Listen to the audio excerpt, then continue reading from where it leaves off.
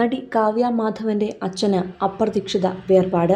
Kasaragod Nileshwaram Pallikkara കുടുംബാംഗവും Supriya textiles ഉടമയുമായിരുന്ന P മാധവനാണ് അന്തരിച്ചത്. 75 വയസ്സായിരുന്നു അദ്ദേഹത്തിന്റെ പ്രായം. ചെന്നൈയിൽ വച്ചാണ് മരണം സംഭവിച്ചത്. മകൾ കാവ്യയ്ക്കൊപ്പം കുറച്ചു വർഷങ്ങളായി ചെന്നൈയിലായിരുന്നു മാധവനും ഭാര്യ ശ്യാമളയും താമസിച്ചിരുന്നത്. മകൾ മഹാലക്ഷ്മിയുടെ പഠനാർത്ഥമാണ് കാവ്യ ചെന്നൈയിലേക്ക് പോയത്. മകൾക്കൊപ്പം മാധവനും ശ്യാമളയും പോവുകയായിരുന്നു. അതേസമയം മാധവന്റെ സംസ്കാരം കൊച്ചിയിൽ നടത്തുവാനാണ് തീരുമാനിച്ചിരിക്കുന്നത്.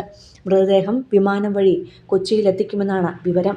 മരണവാർത്ത ഇറങ്ങിയ ഉടൻ തന്നെ ദിലീപും മകൾ മീനാക്ഷിയും ചെന്നൈയിലേക്ക് തിരിച്ചിട്ടുണ്ട്. കാവ്യയുടെ ഏക സഹോദരൻ മിഥുൻ ഓസ്ട്രേലിയയിലാണ്. മിഥുനും ഭാര്യ റിയയും ഉടൻ തന്നെ കൊച്ചിയിലേക്ക് എത്തും.